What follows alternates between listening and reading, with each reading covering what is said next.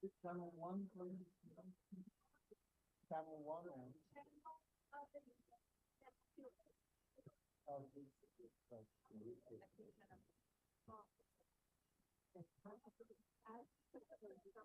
inglês e termina no português, nem justifica.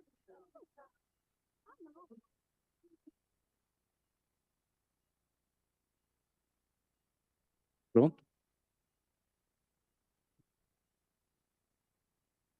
Boa tarde, amigos e amigas.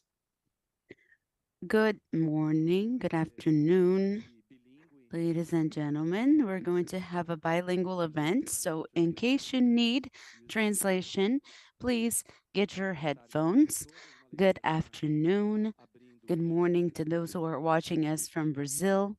It is a pleasure to open. Is it working?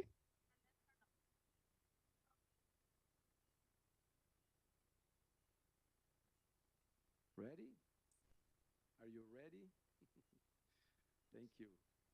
Boa tarde, então, a todos. Good afternoon, good morning to those who are watching us from Brazil. It's a pleasure to be here in this event, moderating the panel, the Amazon Fund 35, 15 years, moderating this event. Thanking you for the presence of the Minister Marina Silva, Andres Bjelland Eriksson, Norwegian Minister of Climate and Environment, Nabil Kadri, our friend from the Brazilian Development Bank, BNDES, Sandra Bonesi, representative of CONTAG, National Confederation of Agricultural Workers, our friend Marcelo Brito, Legal Amazon Consortium, and our friend Steve Barclay, the Secretary of State for Environment, Food and Rural Affairs from the United Kingdom. I'm just going to moderate this panel and say that I'm very happy to have the Amazon Fund invest again in relevant actions, whose results you are already being able to analyze with the reduction of many deforestation actions in January 2023 and with a comparison when it comes to the same period of last year, we're going to point out the advances until this time and what are the perspectives for the next period, celebrating the new allocation of funds to the Amazon Fund. I would like to start with our representative of the civil society, who is a member of our steering committee of the Amazon Fund, since Sylvia Bonet, who is the Secretary of Environment for CONTAG, the National Confederation of Agricultural Workers. Thank you very much, Andre. Well, good afternoon, ladies and gentlemen. It is a great satisfaction to be here with the heads of state and with our Minister Marina Silva. And I would like to say how important it is this moment and how happy we are as a civil society. We know our challenge. We are here today in this panel to celebrate this these 15 years of COFA, of steering committee. We as the civil society represent with the other council members, those who in fact should be assisted by COFA, by the funds. And I would like to say that this moment goes beyond a celebration of 15 years. It's a celebration of a take back. This is a moment when we look at the future. It is almost like a rebirth of the committee and the fund itself. I would like to reinforce the importance of civil society in these spaces, of having the opportunity to have such an important fund with contributions of many countries. And here we have our main contributors to our fund. We have this responsibility as a committee to observe, manage, and think about what are the key strategies and which are the places where those resources should get to. We are a country where, unfortunately, well, as all the global south, we have faced more and more the climate problems. The climate problems face us a lot more than in the global north. That is why we count on several governances so that we can, in fact, go through this period in which we're being very affected by the climate issues, and so that we can continue contributing and contribute even more for the preservation of our territory, and especially to the preservation of our Amazon. So I would like to talk about how important it is to have the resources allocated in the fund, and to say that we as a civil society are very concerned with the management, and are very concerned with the future of these resources. We are very concerned with our communities and all of the adjustments that have been carried out in this year in the steering committee meetings. We are more and more analyzing those funds so that they can reach our peoples, our family that performs agriculture, those who need this money the most. We cannot forget the logistics. We talk a lot about the Amazon cost because Amazon has a very specific singularity. So that's why the investments have to be different in this region, and so that we can increasingly preserve what has been done for centuries by the traditional peoples and communities, so that we can contribute to recovering what was already devastated, unfortunately. And we have a lot more to contribute. As civil society, we're very happy with the fund, and we will continue articulating, talking, and being with the fund to think about the paths ahead and to advance more and more and make the resources managed in the best way possible by BNDES, and so that they can reach, in fact, our communities. Thank you very much, Sandra. It is important to mention that the family agricultural workers are paramount for this net zero and deforestation zero in the Amazon.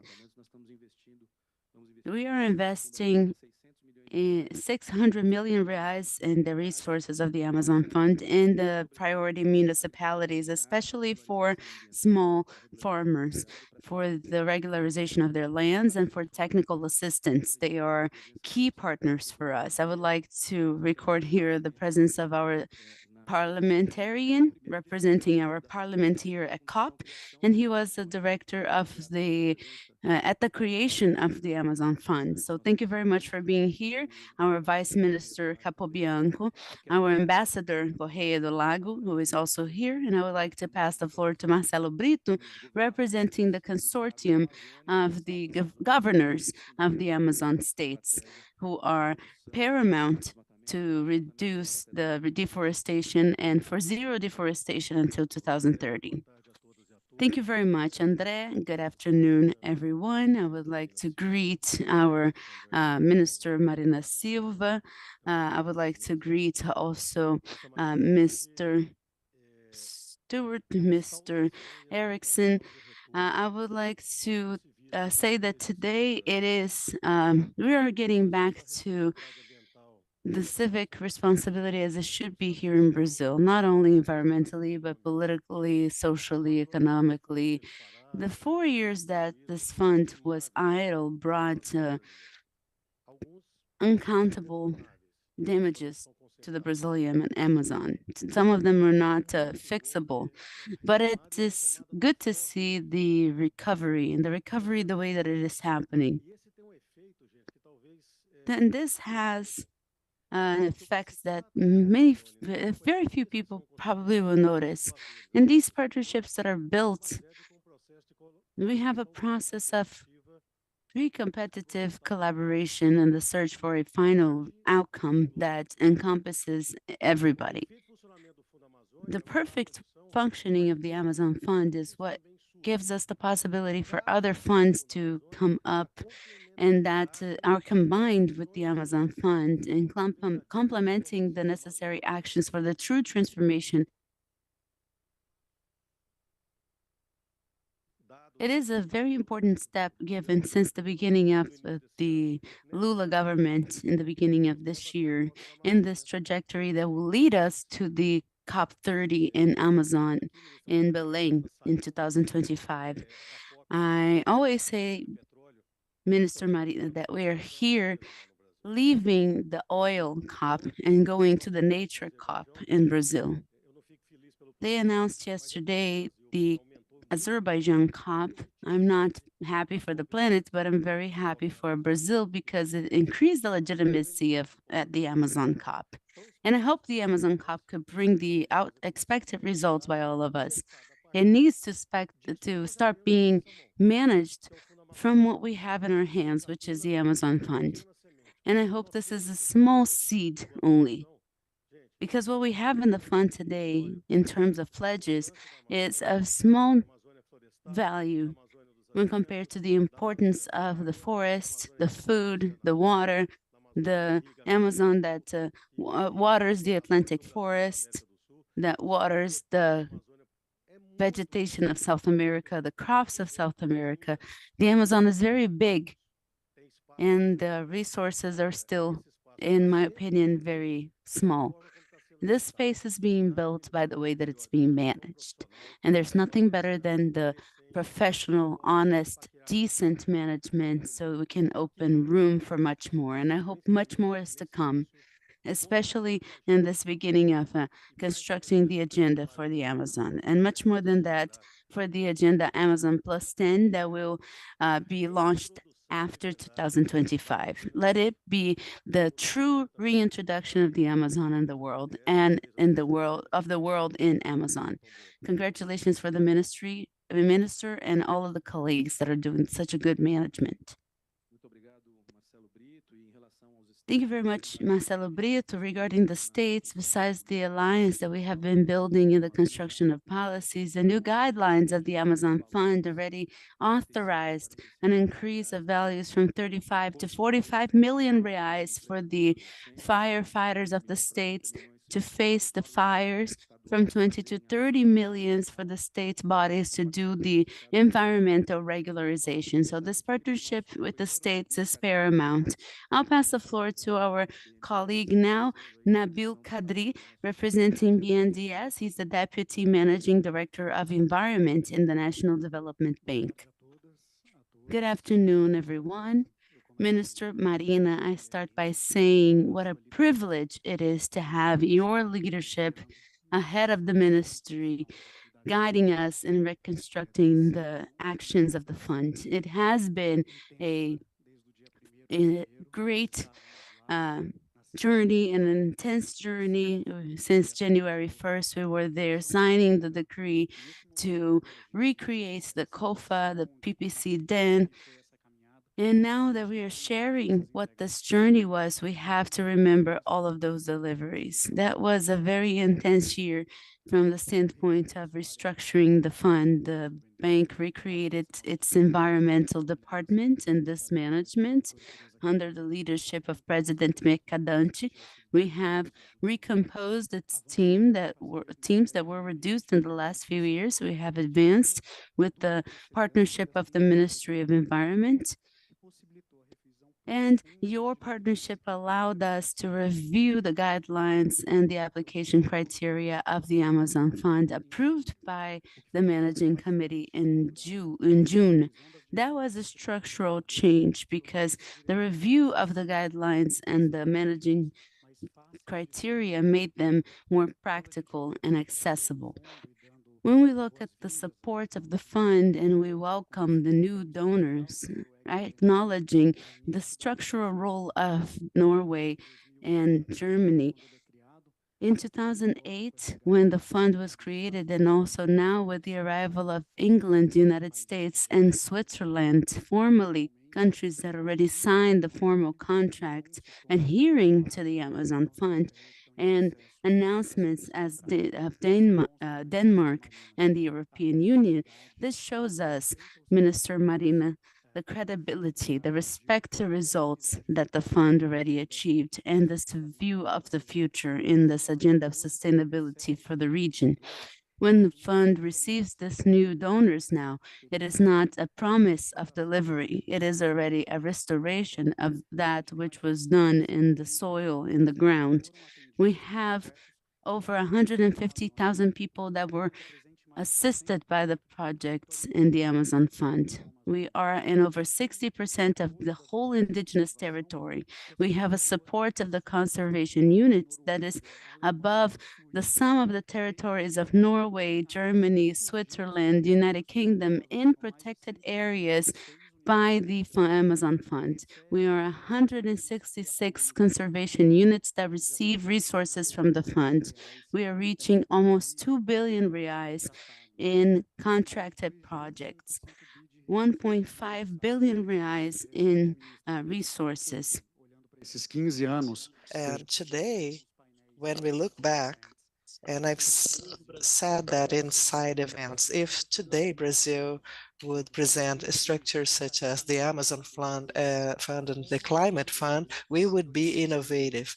And we were innovative in 2006. And because in reality, this proposal came in 2006 and was consolidated in 2 years. And at that point, we didn't have the Paris Agreement, the Article 5, and we built the structural basis for the world to believe hedge as an instrument to transfer resources and to fight deforestation in the tropical forest countries. And the Amazon Fund is showing its results, consolidating its deliveries, and once more showing that national sovereignty in the decision of the resource use with this collective participation, with the participation of the state, civil society, and different ministries, is capable to present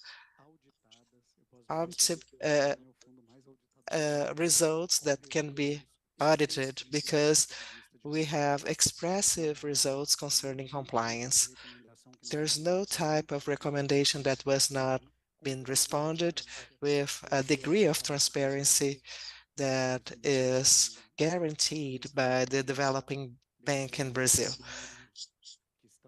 Ministers from the Norway who has been with us for some years, and England, the last contract signed, BNDES was considered the most transparent institution in Brazil by local control bodies, and it's the second institution in terms of transparency in the world. So we are very proud of this work. We are very proud to show our results and deliveries to the society. Once more, I'd like to thank you for the opportunity. I'm representing the director, Teresa Campelo, who is sending her greetings to you, Minister Marina, and our president, Mercadante, who was present in the beginning of COP, was in the signature of the contract with England and Minister Marina, so that we could be here today. Thank you so much, André. Excellent, Nadeo. So on behalf of Fernanda, who is watching us from the BNDES team, she sent a message saying that she's very happy. I'd like to thank all the team connected to the Amazon Fund, a very good partner for the federal government. And when we talk about PTCDAM, this acronym, and PTCDAM is the plan for the prevention and control of deforestation in the Amazon that was approved in record time, launched by President Lula in the Environmental Day, and it's giving us the guidelines. Is our North Star for using the Amazon fund resources. So I'd like to invite Andreas Gjerlund, the Norway Climate and Environment Minister, a pioneer in the Amazon Fund. Thank you very much, dear Minister Marina, dear friends. I have my Let's Do More Together socks on me today, as you can see. And if there is one country that really has done more for climate and nature internationally the last year, it is Brazil. I want to commend you with the extraordinary results that we are now seeing, reducing deforestation by 50% during the first 11 months of your administration. That is truly impressive. And it is not something that is happening by chance. It is happening because of the concrete measures, the policy signals, and strong actions that you have taken. Just as you did the last time when Lula and you, Marina, was in power, reducing deforestation by 80% during Lula's previous term. And it's less than a year since you started strengthening government agencies, embarked on a comprehensive action plan across the government. I'm excited for what this brings for the future. This is the world's most important climate and nature news this year. And just like the last time, it happens with you as a minister, Minister Marina. So you will for sure have the place in the history of climate and nature as one of the most significant environmental leaders that the world have seen. And so for me, it's a great honor to be here together with you all to celebrate 15 years of working together to achieve concrete results. For us, it's indeed a double occasion for a celebration because it's also marking 15 years since Norway started our International Climate and Forest Initiative, which was launched on the same day as the Amazon Fund. So it's basically 15 years since the start of our bilateral climate and forest partnership. And through the NICFI, we have in total now disbursed $5 billion to climate and nature initiatives. So it's truly a special occasion to be able to meet together and to celebrate together. Norway, we found the Amazon Fund to be attractive for at least 4 special reasons. First, it's the simple but very robust result-based logic. Brazil reduces deforestation with clear, transparent, and conservative metrics, and partners contribute based on the results that are being achieved. Second, we see that it's a strong country ownership. It's you, Brazil, who sets the strategy, delivers on the strategy, and we, the partners, contribute based on the results for Brazil to reinvest in further reductions in deforestation and sustainable development. And it's Brazil and the Amazon Fund who crucially decide how the funding is spent so that it contributes to your strategy. Third is the inclusive governance. The steering committee consists of federal and subnational authority, indigenous and environmental organizations, scientific institutions, and the private sector. And the fund would not be what it is today without the engagement of Brazilian stakeholders from a range of institutions, from federal and state government and agencies, but also to the civil society. And fourth is the robust fund management capacity of the National Development Bank, BNDES.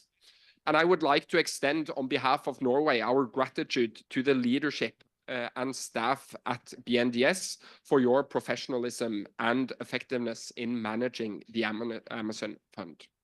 All of these elements together made the Amazon Fund an important stage setter internationally. It influenced the global climate framework for REDD+ and inspired the creation of similar national climate funds. Norway has entered into many bilateral partnerships with other important forest countries since 2008, and most of these are inspired by the model that Brazil has set out for us. I just want to highlight a few of the results that has been achieved to showcase how important the Amazon Fund has been in practice. 250,000 people have benefited from sustainable productive activities. It has supported almost 200 protected areas, covering an area twice the size of Germany. It has supported more than 100 indigenous lands, directly benefiting 61,000 indigenous people, and more than 1 million rural properties have been registered in Rural Environmental Registry. Furthermore, it has supported law enforcement and fire prevention with almost 2,000 field operations and a total of 653 different institutions supported directly and through partners. These are truly impressive numbers, and there is for sure much more to come in the years that we have ahead of us. Stopping deforestation in the Amazon this decade will require unprecedented ambition, action, and cooperation. Today, we see renewed ambitious goals from President Lula's government to end deforestation in the Amazon by 2030. We see again a Brazil with high ambitions and with the same pioneering spirit that you had in 2008, Marina, strengthened with accumulated knowledge from the past. We see a Brazil taking a regional and also a global leadership role, and the Amazon Summit in Belém in August set the stage for increased collaboration in the region. At the global level, you have proposed new ideas to mobilize more finance for all forest countries. That is truly exciting, because we should leave no stone unturned going forward to mobilize more international finance for forest protection.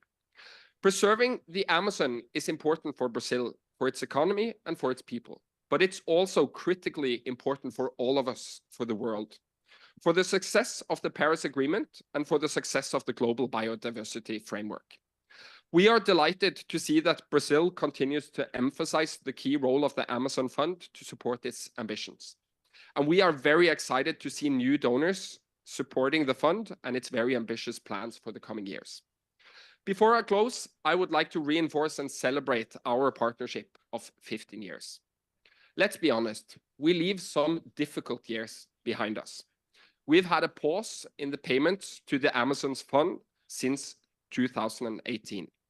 Now, in recognition of the remarkable early results shown by Lula and Marina and the strong ambitions of Brazil, I am very happy to announce here today that we are ready to start up again, that we will make a new contribution of $50 million to the Amazon Fund.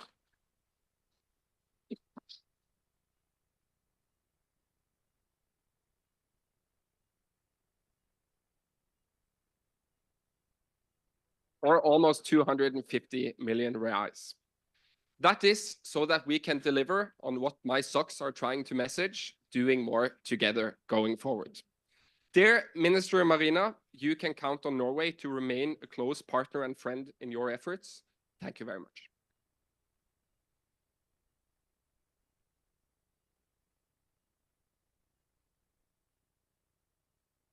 Muito obrigado, Ministro Andrés. Thank you so much, Minister Andreas. We are almost with the same name, and I'd like to say that the Amazon Fund is at its peak of its adolescence, with this responsibility of a senior adult. That's why we are very happy with the new resources, because we need that and much more to bear the responsibility we have in the face of the Amazon people and the world and Brazil. And that's why we are very happy with the presence of Minister Graham Stewart from the United Kingdom, who is coming as a new partner with resources for the Amazon Fund. But before I give him the floor, I'd like to comment that we've been talking about important investments for the Amazon Fund, and I'd like to talk about this program called Regenerate the Amazon that we launched with the BNDES, with investments of 450 million reais for forest restoration in a productive way that may catalyze other more than 400 million reais for investments in productive restoration, the generation of jobs and income, improving the quality of life in the Amazon. Having said so, with this adult responsibility and our adolescent, I'd like to give the floor to Minister Graham Stewart. Thank you so much for coming. Thank you for your presence as well. Very much. And it's interesting after all the time at the COP, because our pavilion is next door, to come to this side of the wall where all the noise was coming from. So having struggled to compete with Brazil for the entirety of the COP, I find myself unable to compete with Norwegian socks. But may I, in my quiet British way, congratulate and celebrate 15 years of the Amazon Fund. The Amazon Fund is the world's first and biggest sovereign fund incentivizing action to reduce emissions from deforestation through results-based payment, as Andreas said. And the UK would like to congratulate Brazil on this pioneering initiative, which is helping to protect the Brazilian Amazon and generate benefits for indigenous people and local communities, led, as we all in this room recognize, both by you, Mr. Marina, and by President Lula, for both of whom it is such an important and significant initiative. The UK has been a major supporter and funder of REDD+ for many years. We put forests and nature at the heart of our COP26 presidency in 2021, and we were proud to mobilize over 140 governments to back the goal of halting and reversing forest loss by 2030 while delivering sustainable development. There are three sides to this: nature, climate, and development coming together, and all three need to be driven together, and the Amazon Fund does exactly that. Delivering this goal will require a step up in domestic action and support from partners, and that was the purpose of signing all those countries up, because there is no point signing up to stopping deforestation, reversing it, if you don't act and indeed support those who need to act to deliver. So we all know how critical the Amazon rainforest is, and indeed all tropical forests around the world. And they're important for people, climate, and nature. We will not meet the Sustainable Development Goals, and we will have no chance of remaining within 1.5 degrees if we do not protect and restore these precious ecosystems and other high carbon and biodiverse landscapes. And the Brazilian government, as has been said, is playing a critical role. And we salute you, Minister, for having reduced deforestation in the Brazilian Amazon by 50% in the last 11 months compared to the year before.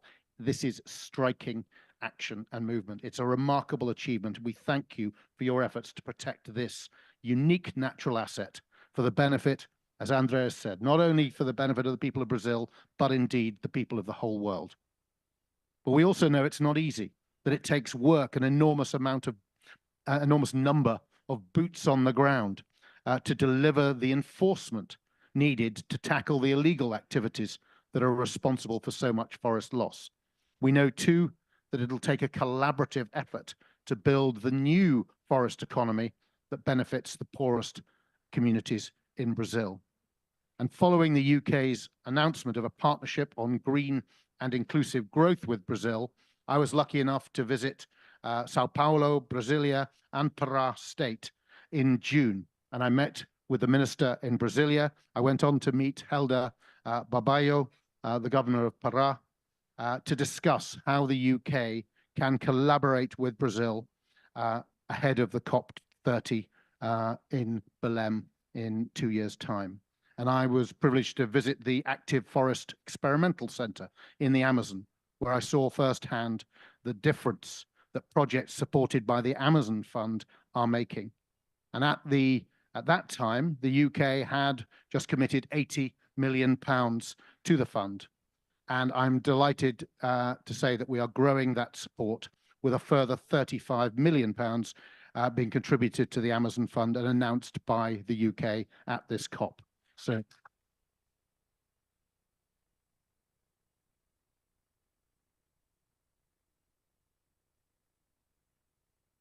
So in total, that's 135 million pounds for the Amazon Fund.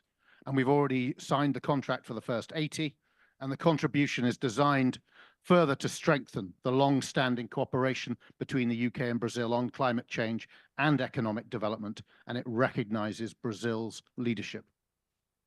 While vital, we know that this kind of support will not be sufficient to break the cycle of deforestation and environmental degradation and keep forests standing. To do that, we will require a range of new tools, new approaches, and new finance, from results-based methods to market-based mechanisms. And that's why we're delighted, Minister, to be working with Brazil to crowd in additional private sector investment, including exploring the different options for investment in regenerative agriculture and payments for carbon credits, building on our work through the LEAF Coalition. And we know that we'll need to continue to innovate, looking for new solutions to bring in the resources which the Amazon and other tropical forests need. If, as we hope, REDD+ helps to create the incentives to halt and reverse forest loss by 2030, then we will have a tremendous problem to solve, a really good one to solve for once. How do we finance standing forests? How do we reward the people in and around standing forests for what they do? And I'm excited to see that Brazil is already starting to look ahead to that question.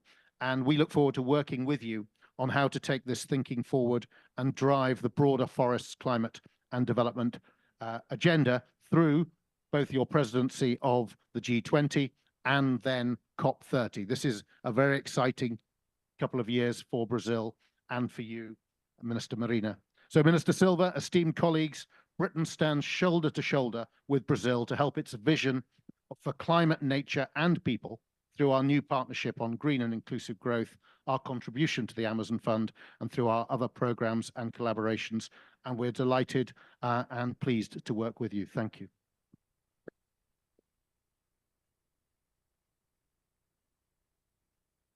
Muito bom, Ministro Graham, por esse apoio e essa colaboração. Thank you very much, Minister Graham, for this support and this collaboration. We would like to have a table here with all of the partners that, thanks to us and our work, are growing in number, like Germany, who is a partner that already has signed the contract, who is going to allocate 20 million years representing KfW. I don't know if you have a representative here. The United States and Switzerland, who already signed contracts. I'm not sure if we have a representative of the United States and Switzerland. A round of applause also to the United States and Switzerland. And Denmark and the European Union, who are also arriving, and we're in negotiations to sign the contract. I think not this year, but surely next year. Before I pass the floor to you, Mr. Marina, I would like to take a chance to say thank you here, because all of this, to a good extent, is the work of many people here there in Brazil who could not be here with us. I would like to thank Rajão, who is here with our policy of control and deforestation, our President Rodrigo Agostinho, who was here for a long time and who is not here today, the President of IBAMA, leading an extraordinary mission of the Brazilian Institute of the Environment with Jair Smith, the Director of Environmental Protection.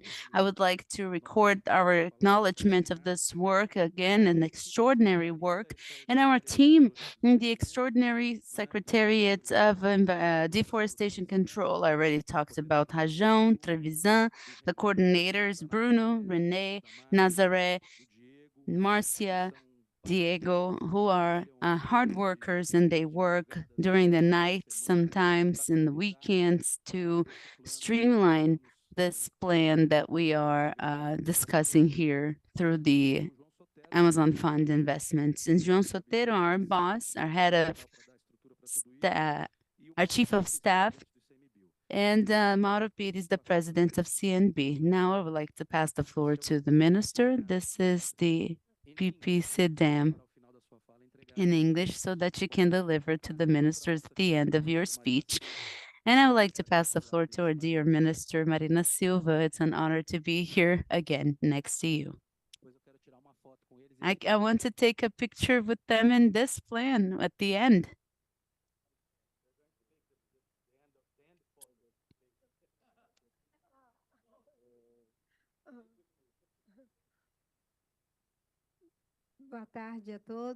Good afternoon, everyone. I would like to first thank God for being here today. I would like to thank Minister Andreas, the Minister of Climate and the Environment of Norway. I would like to say that I'm very happy to be with you and hear such encouraging words that you have to all of us. I would like to greet as well the person from the Secretary of Climate, representative from the Secretary of Climate in the United Kingdom, Grant Stewart. I would like to greet our dear Sandra Bittencourt, our representative from the National Confederation.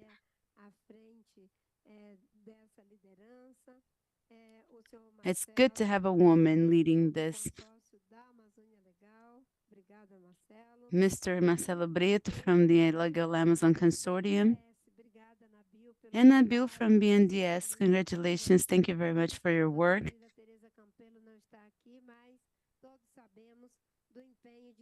I know that Teresa Campelo is not here today, but we all know about your hard work.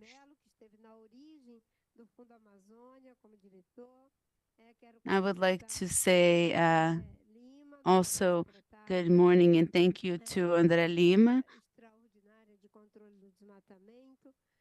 who is controlling the Extraordinary Secretariat of Against Deforestation.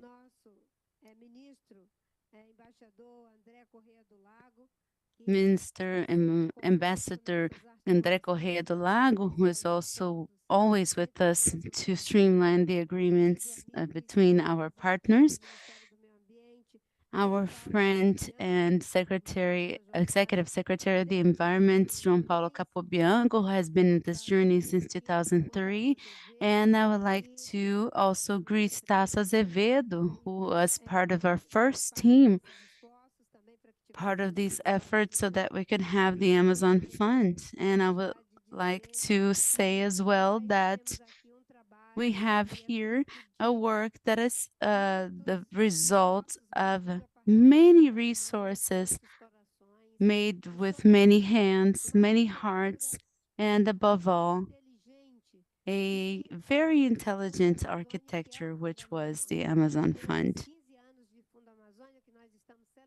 In these 15 years of the Amazon Fund that we are celebrating here, we have had lots of lessons learned in this work made in collaboration, and this lesson learned has to do with what it means to do public policies, considering the contribution of the society, the contribution of the academia, the public workers themselves, and also the partners of the private initiative and the social movements. And thinking this way and acting this way, we are able to make public policies based on evidence and good sense, because we have to have good sense to learn with the reality, to have anticipated view of the things. The fund was created in 2008 when we had this perception that it was possible to create a fund with private resources in a public bank where both the government and the society could participate by following the same rules without any privilege for the government. So this is one of the specificities of the Amazon Fund. With an extremely transparent governance, with a plural participation that could be tracked by society and all the interested parties, with an architecture that made our donors, which are our partners, make their pledges in a relationship of trust and respect for the work that is being done in Brazil without any kind of requirement on how this fund must be executed, simply from what was pre-established. Since the origin of the fund, it was possible to establish this trustworthy relationship. We started with our partner Norway, our pioneer partner, and from there we added more partners to this great strength, which is the task of being able to fight against deforestation in the Amazon. As I mentioned here, we have several partners like the United Kingdom, England, Germany, European Union, Norway. We have other countries that are now in dialogue with us. And since the beginning, we had this clarity that the Amazon Fund was for actions of command and control, but especially to help shaping the development model, because Brazil started this process with its own resources. That is why the fund is a type of payment per result achieved. So this cannot go wrong. We have a result, and this result receives a prize to achieve more results. But we knew that it wasn't possible to keep the forest standing if it were only for command and control actions, because when you remove what is illegal, you have to establish something new. What can be done to generate employment and to generate income and to improve people's lives? So the fund has this characteristic of investing in research and innovation in projects of sustainable development and innovative technologies. The resources can be used also to strengthen the public policies, but both for the federal government and the state government, now we have an average of 40 million reais for the states to be able to strengthen their fire brigades, their civil defense, all of this work that is so necessary now, especially in relation to the states affected by the drought in the Amazon. So the fund has this characteristic, but it is especially for us to be able to combine the actions of command and control with the actions of sustainable development. Now, regarding the dramatic situation of the Yanomami people, we have approved also in the context of COFA the guideline that the fund can be used to strengthen indigenous communities, especially when it comes to their food safety, which is not an easy task to reestablish the traditional way of living of these communities that were affected by the gold extracting. We had an erasure of the policy of the Amazon Fund for 4 years. That was a very big damage for the public policies, for the fight against deforestation. We had an increase in deforestation during that period. If it weren't for the Lula government, with the intervention that we did, thanks to the work of IBAMA, CNBio, our partners in the government, we have 19 ministries working in PPC dam to reach this result. Behind this result, we have a concept that was designed in 2003, 20 years ago, the concept that the environmental policy shouldn't be a sectorial policy, but a transversal one. And the leadership of this plan should come from the highest level of the government, even though its execution should be carried out by the Ministry of Environment in terms of the executive coordination, and it worked. At the time, there were 13 ministries working together. Now we have 19, and we created also an extraordinary secretariat to prevent and control deforestation and to regulate lands, which is led by Secretary André, and all of the efforts carried out with the Ministry of Justice, the Ministry of Agricultural Development. That is why, in record timing, we reestablished the plan that was canceled during the government of President Jair Bolsonaro. We also achieved results even before the plan was updated. Only with the emergency plan designed by Obama, we were achieving results that led to this reduction of deforestation in the 50% in the last 11 months. We were very concerned with the severity of the situation, and we were surprised because this is a public management technology and it works. This concept of a transversal integrated policy based on evidence, it works. It works for deforestation, and I'm sure it's going to work for fossil fuels, because we need to have, besides a commitment of zero deforestation as we have in Brazil, we need to have the commitment of facing the problem of fossil fuels and the global energy matrix, considering the whole challenge that we have regarding the 1.5 goal. The Amazon Fund also brings an innovation, which is the fact that this resource that is being captured with the governments does the synergy with public policies, but it may also converse, and from now on it will, with philanthropy.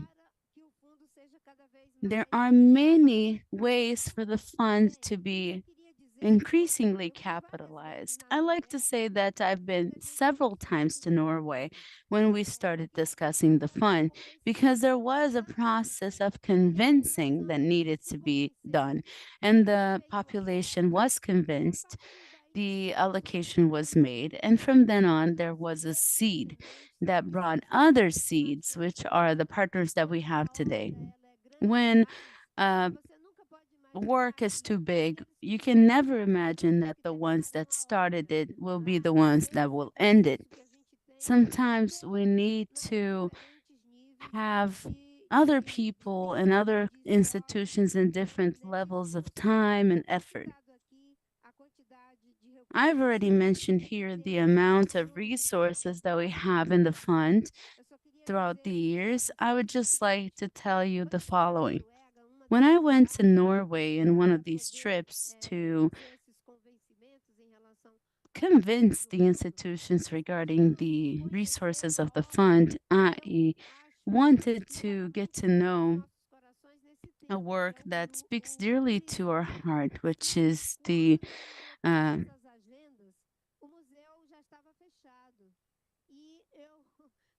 it's Edvard Munch's The Scream. The museum was closed when I went to the museum to get to know the painting. At the time, the curator was 80 years old, the curator of the museum, and they told me the museum curator was going to remain there to have me personally, in person. I went to the museum out of the opening hours, and I had this privilege that the curator was going to be there to tell me about the Scream in person. And he told me that there's this perspective that the Scream was a work painted during a time when Munch had the sister that died of tuberculosis. And due to the powerlessness and not being able to face nature, he painted that work. Today, we are no longer the ones who are screaming regarding what nature can do to us. The nature is screaming regarding what we are doing towards it. And that spoke very deeply to my heart. I was so impacted that I got to the hotel and I could not sleep because I was thinking about all of this. How can we have a situation where we trying to remove the discomforts that the nature causes us? We transform the world so much that now the nature is the one who's screaming for help. And it is screaming for help here. It is screaming for help for us to face the problem of the fossil fuels, for us to have a strong agenda of adaptation, thinking about the vulnerable populations. We have already advanced in the beginning, since the beginning of this COP regarding loss and damage, and this COP will only be successful if it has a response um, that is at the level of 1.5. And we know that the main vector that changes the temperature of the earth is the fossil fuels. And I hope we can, in a fair way between producers and consumers of fossil fuels, between developed and developing countries, take responsibilities with this principle of climate justice. I am here in this event celebrating the Amazon Fund because we, from the forest countries, we didn't want to discuss forests in conventions. We refused terminantly to have the forest enter the debate because we analyzed that this would be a certain type of interference, and we changed this mindset. And we came to this point that to say that we want zero deforestation. This is not easy for developing countries. And if it's possible for us to say that we want zero deforestation, it's possible for us to fight the fossil fuel in the world because nature is still screaming so that we can live here 31 years after Rio 92 with this way to solve the X of the problem that is. So I'm thankful to the United Kingdom, to Norway, and all of our partners. It was 2 a.m. when I got to the hotel, and I couldn't sleep. And when that happens, it's because I'm sad, I'm angry, or very happy. So I pray and I say a poem, and I'm going to to say what was the poetry I've said. Art, even voiceless, is a prophet. Without no rhyme is poetic, and in secret is revealing and speaking beyond its time, and with the wave is elevating the winds to inundate the coastline. So may the coastline be inundated by the scream of nature to transform it in concrete action in defending what is supporting us. Thank you so much.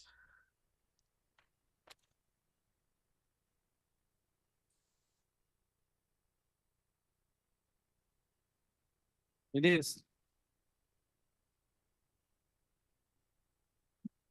vamos fazer uma foto, então? Isso aqui é um presente do Let's BNDES. take a picture. This is a gift from BNDES for the ministers.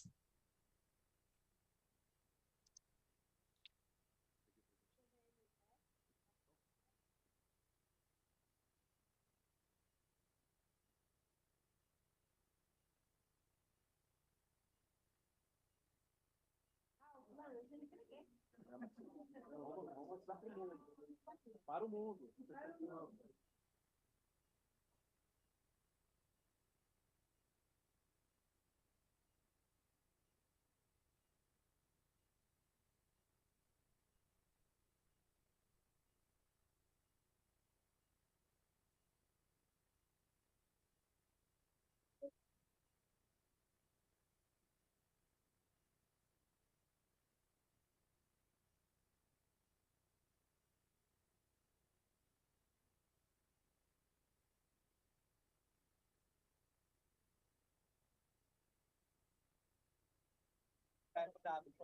Mas nós temos um panela.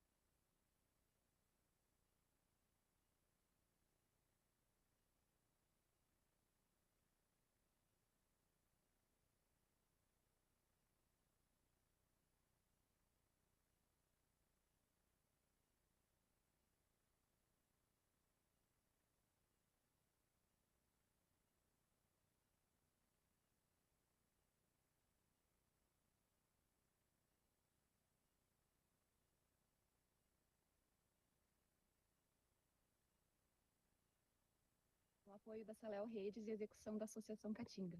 São 20 mil mudas de espécies nativas aqui do bioma que serão plantadas a partir da técnica de raízes alongadas, desenvolvida pela professora Gislene Ganatti, da Universidade.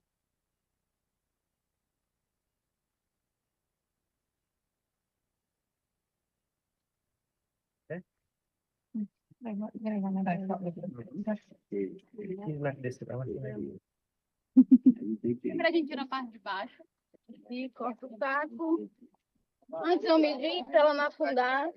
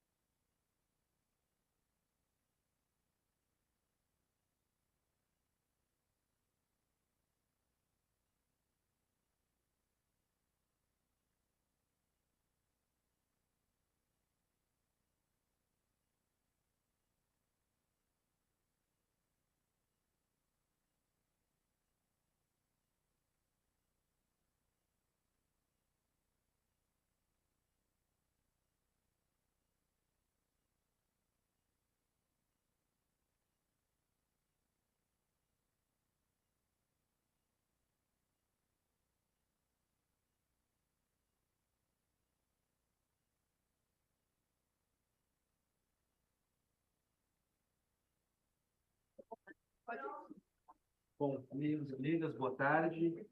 Uma alegria estar aqui participando como moderador de mais esse evento, na COP28. Agradecer aos amigos da ICOM pelo convite. E quero primeiro, bom, dizer aqui quem está conosco aqui. Nós estamos aqui com a Frinéia Rezende, da TBC. Sorry. Muda de microfone. Se tá. Mas esse chega?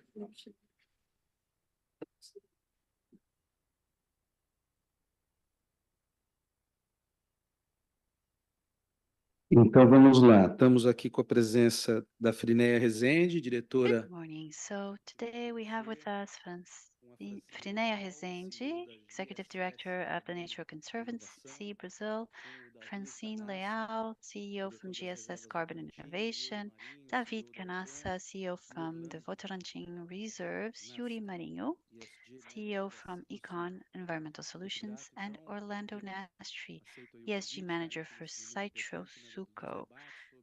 Thank you for being here.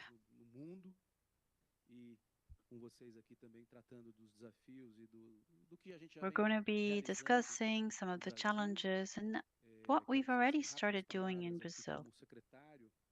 As representative from the Extraordinary Secretariat for Deforestation Control and Environmental Management from the Ministry of the Environment, I'd like to say that the activities that are being developed and the results that we need and all the challenges we have to overcome in all that we do, both conservation of ecosystems and biomes, as well as regeneration and restoration, which are initiatives that we could say are positive in terms of targets for biodiversity and for carbon emissions in our national counting system, are also strategic challenges. This is part of Lula's commitment since day one. Back at the previous COP, he announced the zero deforestation target by 2030. And what we're going to discuss here has everything to do with zero deforestation by 2030. And why is that? I'm going to explain to you, and maybe you've heard this before, but our strategy is based on 3 pillars. First is it's command and control, being able to fight against deforestation, all the activities, enforcement activities. In the Amazon, it's about 90%, in the Cerrado, about 50%. But another fundamental pillar, or yet this is an important pillar, a fundamental one, because there still is deforestation in Brazil. And then how can we reduce legal deforestation with incentives for conservation, with mechanisms, PSA, payment for environmental services, RED. All of that will allow us to reduce legal deforestation, and whatever remains. So say 80% we're successful in fighting crime, and we're 80% successful in the economic instruments that exist, we will still have some deforestation. So in order to reach zero deforestation, we will be offsetting it with regeneration and restoration to ensure that native vegetation in these biomes is going to either be stable or it will start growing. Starting in 2030, we want all the biomes in Brazil to have more restoration and regeneration and conservation happening than deforestation. And of course, trying to go for no deforestation, but the absolute zero will maybe be a second step. For the first 11 months of Lula's government, we've reached 50% deforestation reduction. You've probably seen that we've been able to reduce in some areas up to 60%. In the state of Pantanal, we approved this week a law which will allow us to reduce legal deforestation, which was really taking place everywhere in Pantanal. We have challenges for Cerrado, Caatinga, and for Pampa, but in the Cerrado, it's the highest deforestation we've seen. It's reached 300% in November of this year in a specific region. So all the experience we're going to talk about today are very important to be able to conserve all of these biomes.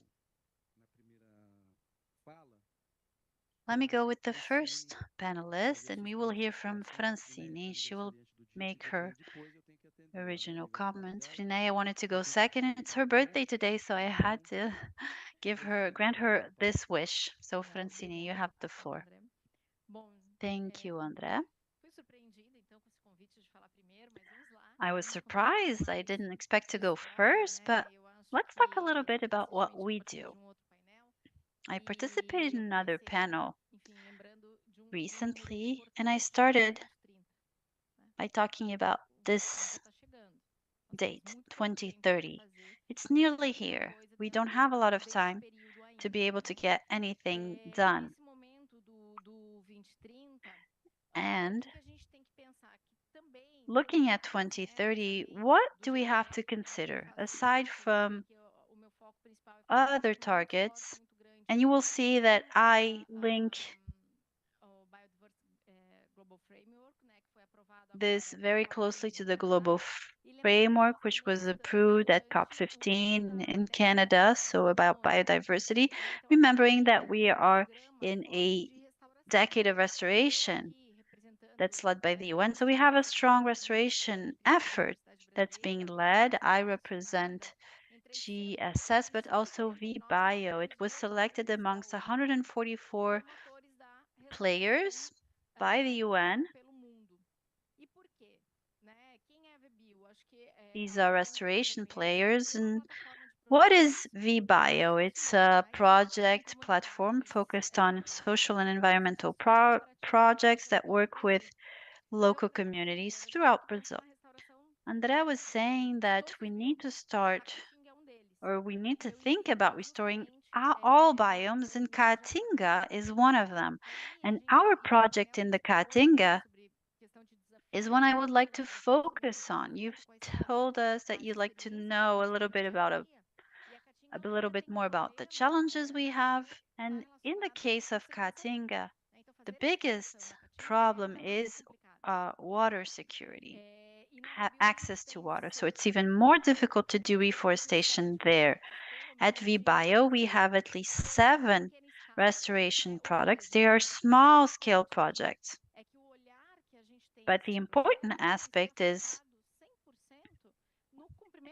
we are 100% focused on being able to comply to our targets in terms of restoration and not looking at carbon. Lots of people are saying, oh, scale restoration, this is going to allow me to earn a lot of money. Some people are thinking about the climate, but others are thinking what they can get out of it, how many carbon credits, or both. So I don't think it's necessarily bad, but we need to have some kind of financial additionality, of course. However, in the case of small-scale projects, we are really looking at biodiversity and how we can contribute to restore the natural ecosystems of Brazil, recover them, restore them, and mostly enable a social economical development of these regions. In all the panels I've participated, I've mentioned the link between climate and biodiversity. We need to pay close attention to this because these two agendas are more and more close. At GBF, we have Target 2, which is restoration, Target 8, which is integrating climate and biodiversity. This is according to the Convention on Biodiversity. So, because I'm not a technical expert, I always ask for help from people to be able to show a video where I will show you the difficulties that we have in Caatinga today. Com o apoio da Celel Redes e execução da Associação Caatinga. São 20.000 mudas de espécies nativas aqui do bioma que serão plantadas a partir da técnica de raízes alongadas, desenvolvida pela professora Gislene Ganatti, da Universidade Federal do Rio Grande do Norte. E a coisa mais importante dessa técnica é que ela pretende aumentar a taxa de sobrevivência das mudas em regiões semiáridas a partir das mudas com raízes de até 1 metro, garantindo maior acessibilidade à água.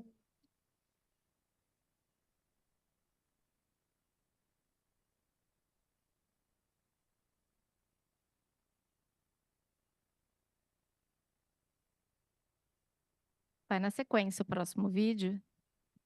E como a gente não adaptou, então ele não Now tá. we'll show you the next video. Unfortunately, it has no subtitles, Interessante, gente. but see how interesting it is what they're doing. O Davi nunca tinha visto, né, Davi?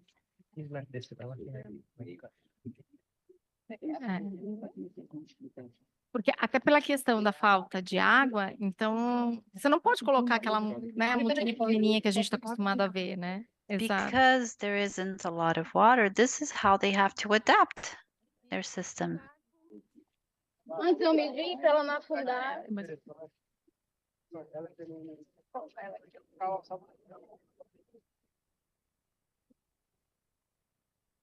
Os dados raiz aqui para vocês. Ó, 1 metro de raiz já.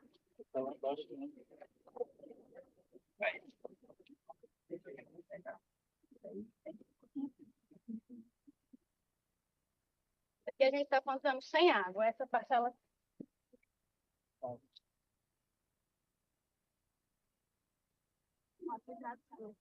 Eu acho que assim, a gente vai acompanhando o vídeo, até porque ele não tem legenda, né? Mas eu acho que é um pouco desse So we'll aprendizado. watch the video, and the idea here is to show you what we've learned. What about the challenges? In Brazil, we cannot present our experience as being the only one. Brazil doesn't have a unique experience. Brazil is huge. There are different biomes, which means that depending on where you are, you will have a different experience. And to conclude, I think I've used up all my minutes, even the minutes that were allocated to me on the next round.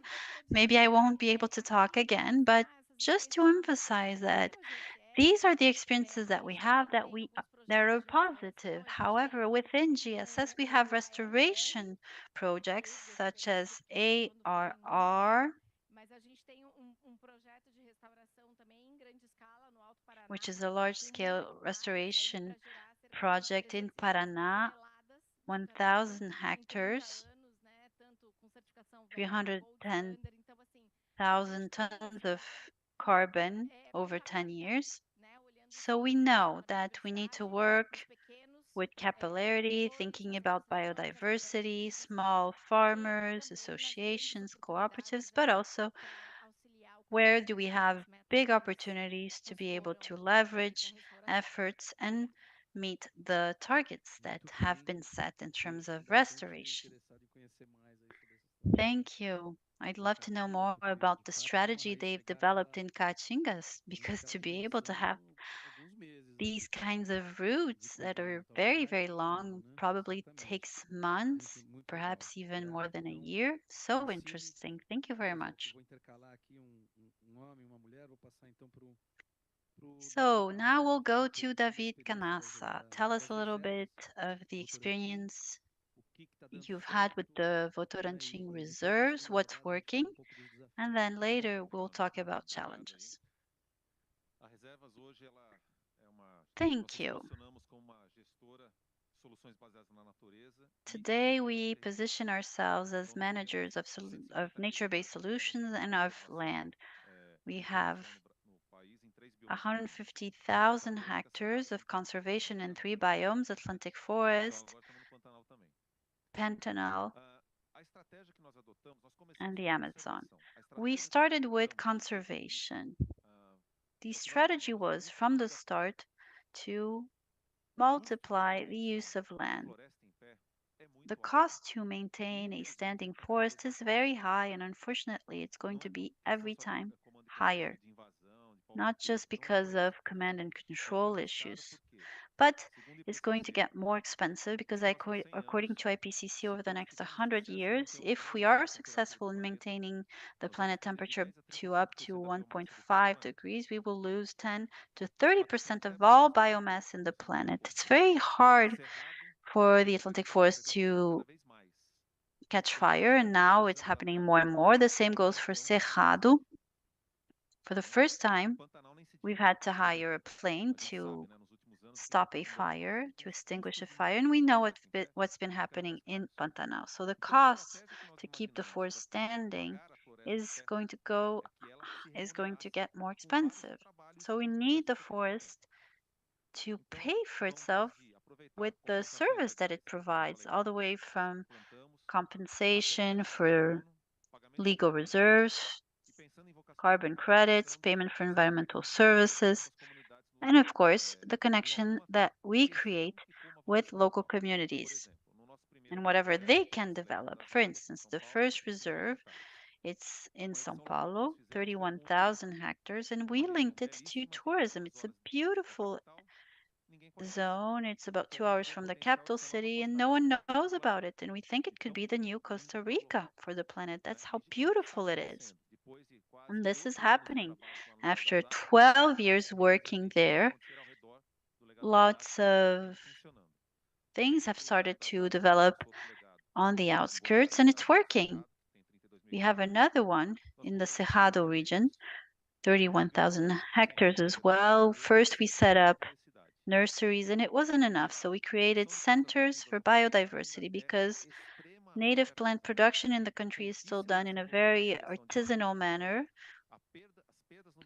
Losses in nurseries and on the field are huge. To be able to reach 12 million hectares, we need to be more professional about it. So inside these centers, we have protocols for how to create seedlings.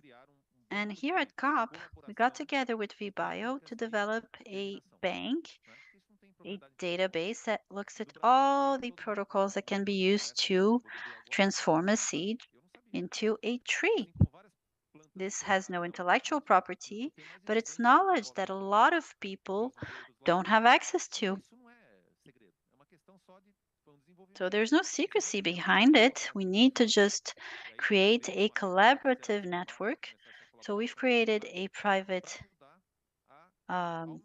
collaboration or partnership to be able to improve reforestation rates in the country. This is only going to be possible if we collaborate.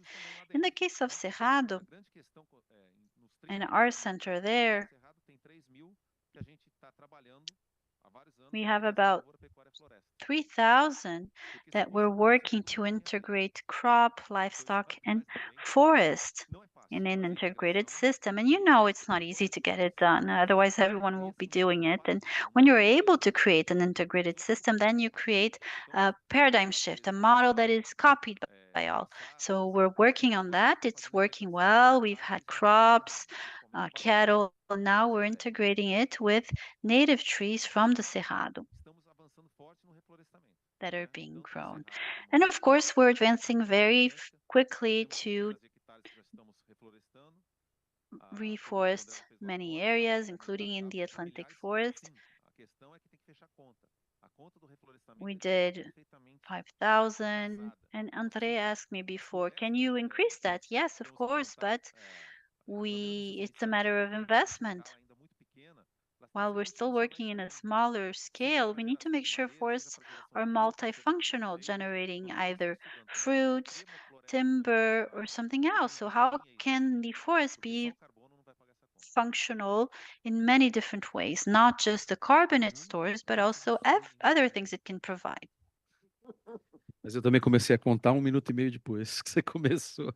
Muito legal, Davi. That's great, Davi. Thank you very much. I know a bit from your experience what you do in the Atlantic forest, and I know that Cerrado is filled with challenges. Now I'd like to hear from Frineia, Executive Director at the Nature Conservancy Brazil. She's been working for a number of years in conservation and preservation. TNC is also a reference organization. So if you could please share some opportunities with us. Thank you.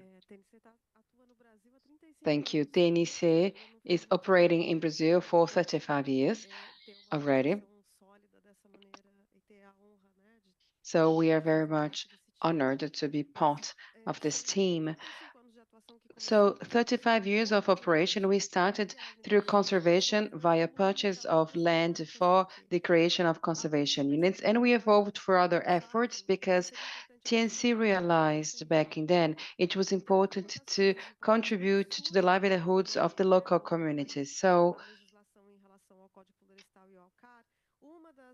one of the strategies developed by TNC was to provide some support to local producers so that they could be compliant with the rural registration. I think this is one of the success cases that we have. And also indigenous lands management, including the PGTA, namely the territorial sectorial management plans. And when we see the policies for indigenous communities, local communities, and we combine with the mobilization of rural producers so that we can foster compliance with the environmental rural register, we can advance a lot because we have people who are increasingly engaged in complying with the legislation, but also in understanding how necessary it is to preserve the Amazon and the Atlantic forest and also Cerrado. Another strategy we developed at TNC, it is a success case actually, is the PSA, the Payment for Environmental Services program. At the Atlantic Forest, we have a project encompassing more than 100 municipalities for restoration projects and also for water management and water fee management. Atlantic Forest. As you know, there is this connection, water, forest, and all the other related issues, biodiversity, food security, water security, etc. This is an extensive work. We have a team, a dedicated team for the Atlantic Forest Agenda, and we entered into partnership with the states through the Atlantic Forest Conservation. So this is a platform that allows us to monitor conservation efforts, and this model will also be implemented in the Amazon. As for the Cerrado biome, we strongly work with soy producers when it comes to technical assistance so that we can improve soil quality, diminishing the conversion of new areas. This is a problem we still have in Brazil today, the conversion of forests into pasture or agricultural lands. We needed to shift the mindset and we needed to tackle this issue, which is not only forcing people to comply with the legislation, it is actually recognizing an effort to conserve native vegetation and guarantee the ecosystem, which actually translates into the maintenance and the very security of the production, be it agricultural or cattle raising. And I can speak for hours and hours, so please let me know about the time. I would like to show you a video that is quite illustrative. It is a virtual reality video that you can watch at the Nature Pavilion at B787, and you can also watch the video on our website, tnc.org.br. It is the case of Madam Rosalie in the Amazon. This video shows the Cocoa Forest Project. It is the accelerator, a program intended to accelerate agroforestry systems in the Amazon that we also have in other biomes, including the Atlantic forest. But we can see here the perspective of this female rural producer. So this is a woman who is at the forefront and she is doing the entire connection. It's very important to have these mechanisms in connection with the economic development of the community.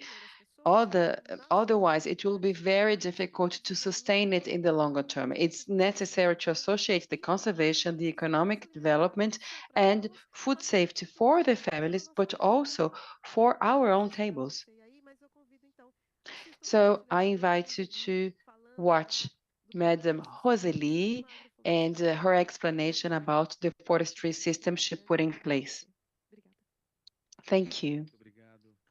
Thank you very much, Frineia, for explaining about the challenge in connection with the environmental rural register.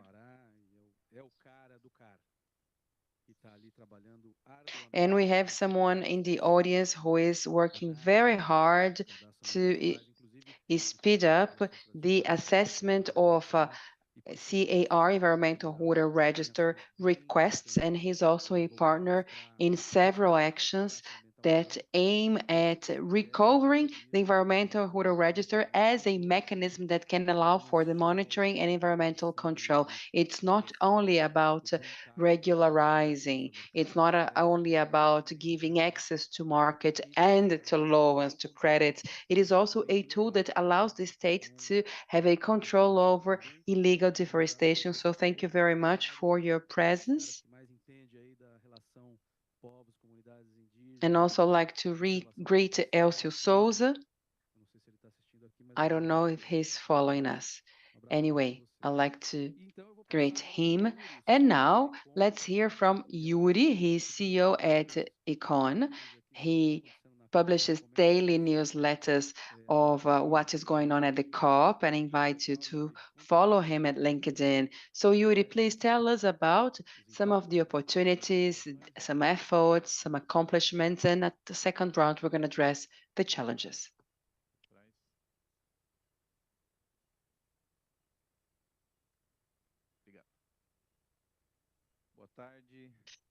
Hello, good morning. Thank you for the invitation, André. Thank you for bringing this panel together.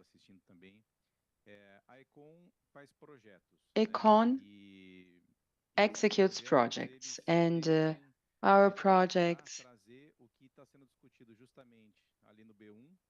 try to bring B1 related efforts to the field. There is an international challenge. We have international talks, but we actually have to solve problems at the reserves, on the field. We have to work with Citrosuco. We have to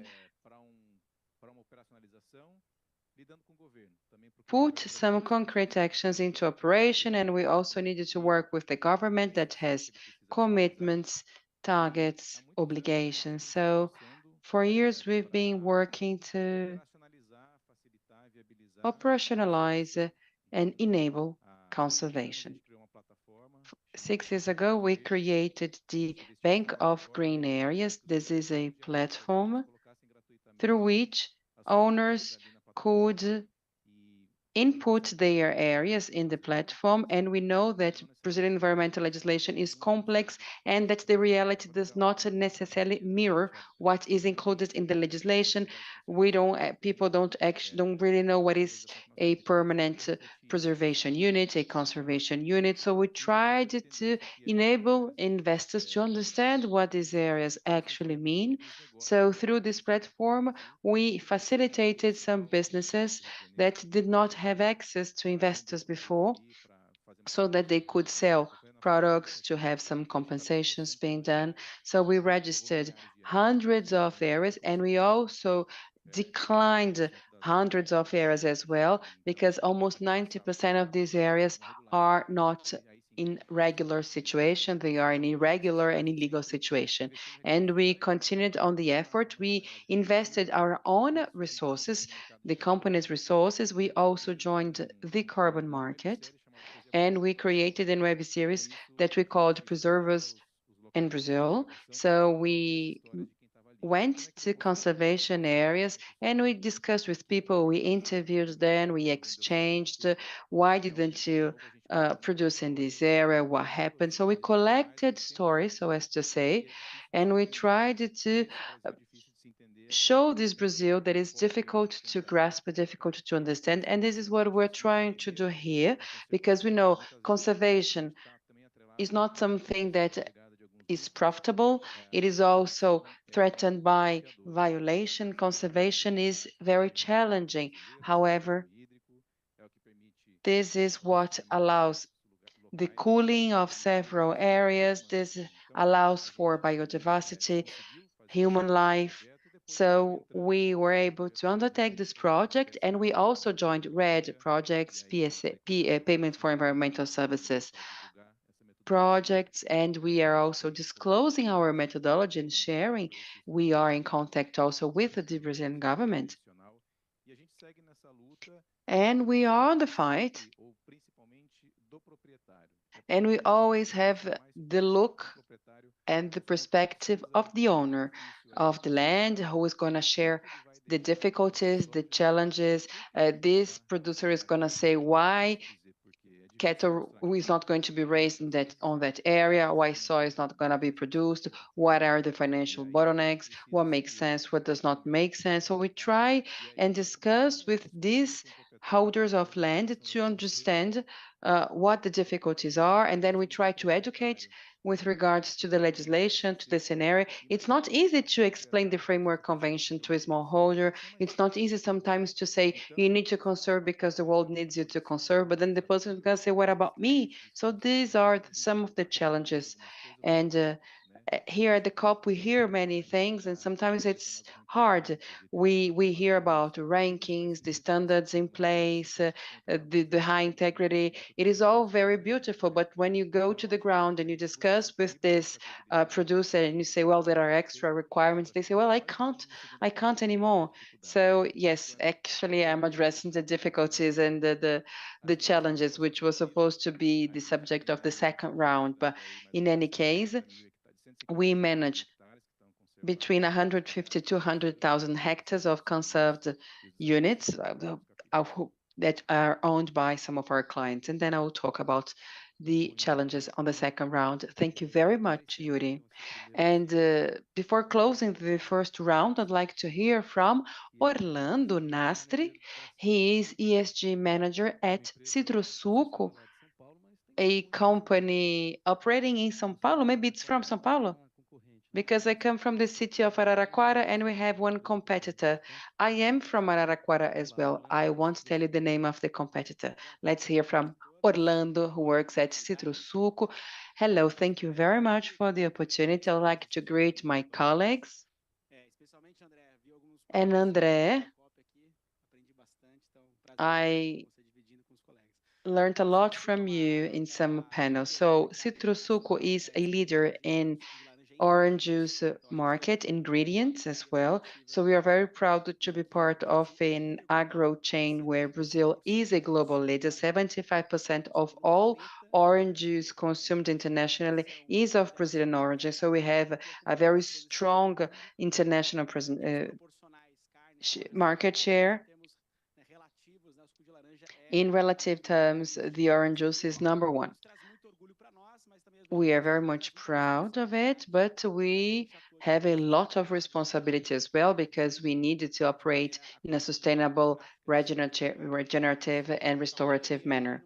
So our company took public positioning, including strategies, commitments. Half of the capital is owned by Votorantim, so we work very closely, and we are actually a private-owned company, but with due diligence, transparency, and a very public positioning as well. So a few years ago, we adopted a social environmental strategy, including water resources, biodiversity, and carbon. And Citrosuco is the second food industry in Brazil to adopt targets and have them approved. So we have a science-based agenda that is multiplied in our chain. We work with 1,000 suppliers in the state of São Paulo and also in Minas Gerais, 300,000 hectares of orange production in Brazil, where we try to stimulate this area. So I have the perspective of these leaders in the supply chain, especially in the supply chain of the orange. More than 90% of our operation takes place outside Brazil. So we have a role when it comes to stimulating our production chain through smallholders, medium holders, and try and create new instruments that can foster these technologies. We created a program named Trilhar that includes certification, social environmental certifications that are audited by independent auditors. And also we included a green agenda in the context of this program, and the covenants, namely credit obligations, are linked to the sustainable chain. So I need to comply with sustainability targets in order to have access to the credit. And this is a voluntary agenda. The company has a clear positioning, and we really want to foster this production chain. So I have the perspective of companies that wish to encourage restoration efforts on the top of the carbon market, but to show how complex it is to stimulate this in a chain of small-sized producers. Thank you very much, Orlando, and thank you for all the examples you shared. And now let's start with our second round, and the birthday girl will be the first one to speak again.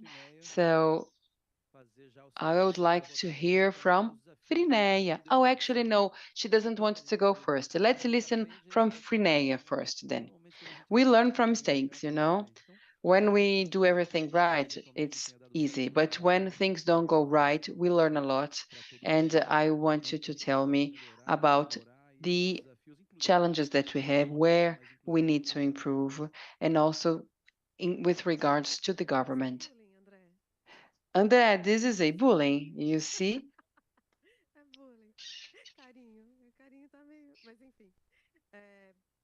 Anyways,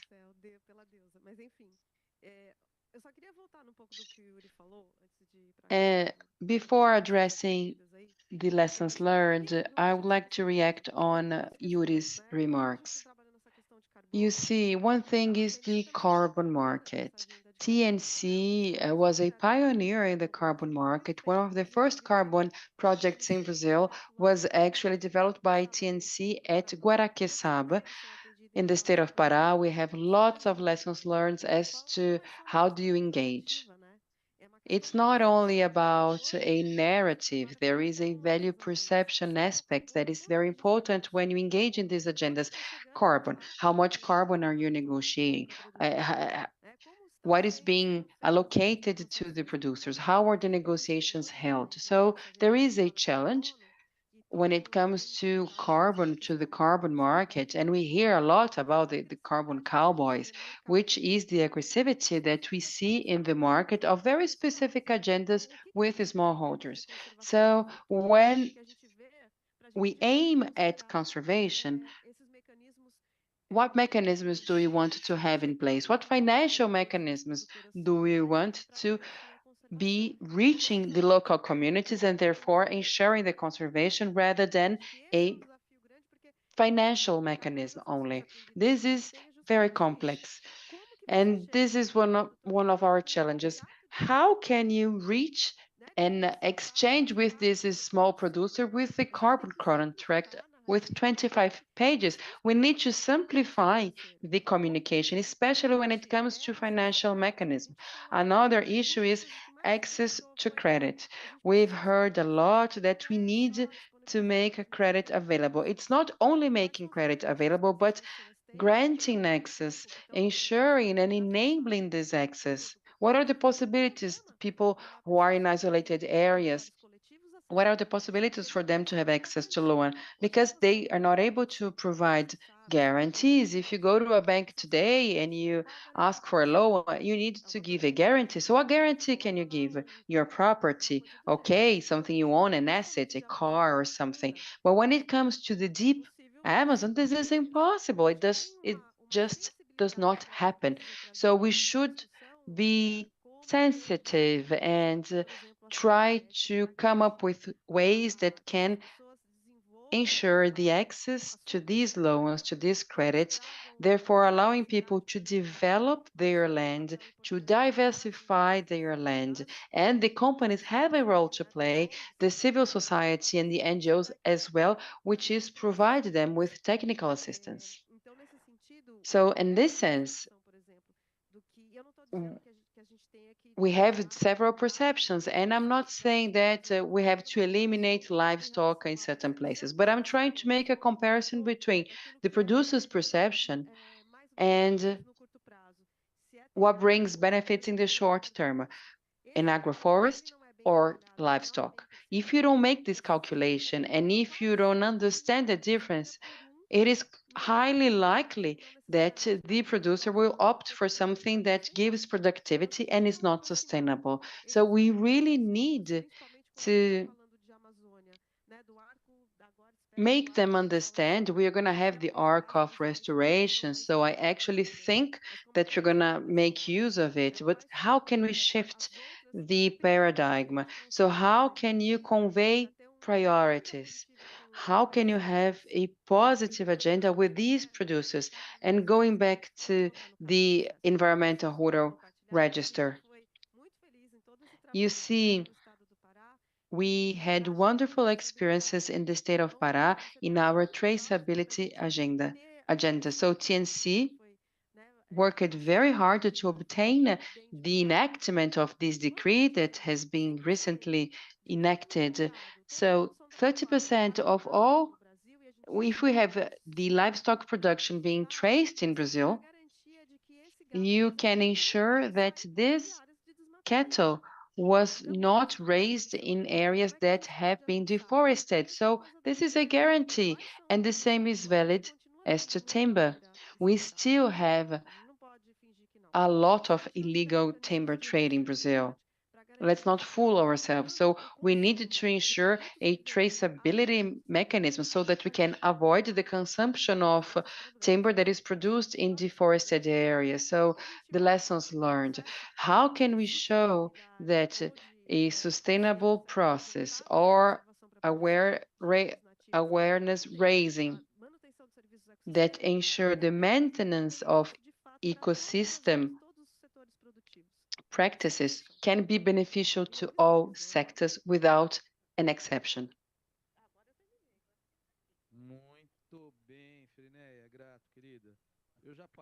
Thank you very much, Frineia. Let me go straight to Davi Canassa, and he can tell us a little bit about lessons learned, what's worked, what hasn't, and what can we improve, not just the government, civil society, private sector, all.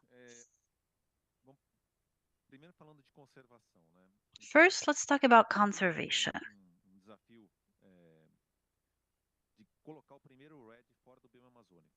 We had the first challenge, which was having a first RED outside the Amazon biome. So Votorantim Reserves developed this project. The first attempt was with Econ. It took 2 years, it didn't work. The second took 3 years to work.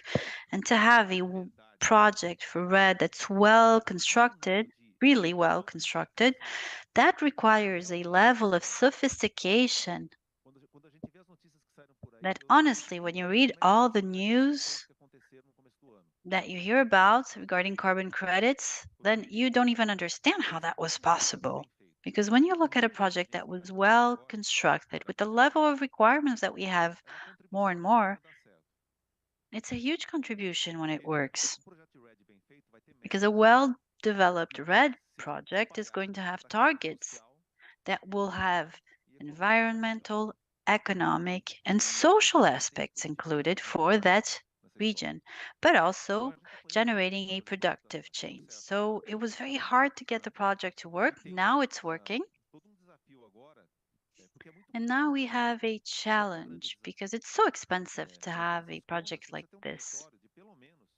You need to have at least 15,000 hectares to be able to start thinking about developing a RED project because transaction costs are huge. So there's a potential for us to capture investment through RED projects. However, it's still a bit confusing in terms of what exactly is necessary to be able to implement a RED project. All the problems we heard about, problems with carbon credits, I think it was due to two aspects. First, because there's a lack of understanding of the Brazilian land tenure situation. My dream would be not to have INCA, but a land institute in Brazil. You don't have all these register and you simplify everything. You have georeferencing and then it's settled. The land problem is settled in Brazil because land tenure is a mess. To try and identify the real owner of the land, sometimes it's amazing what you have to go through. So that's a big problem we have. And then you have the details. When you look at the geographic coordinates of Inca, they don't correspond to the ones in the register. I mean, it's insane. But we have competency enough in the country to be able to get that problem solved. So we need a big effort to be able to solve the land tenure situation in Brazil to make sure that everyone has their title deeds, it's simplified. And I don't mean simplified being more laxist, no, being more intelligent about it. The land tenure process is a huge problem. And it's even an issue in the case of the forest fund that's being proposed here.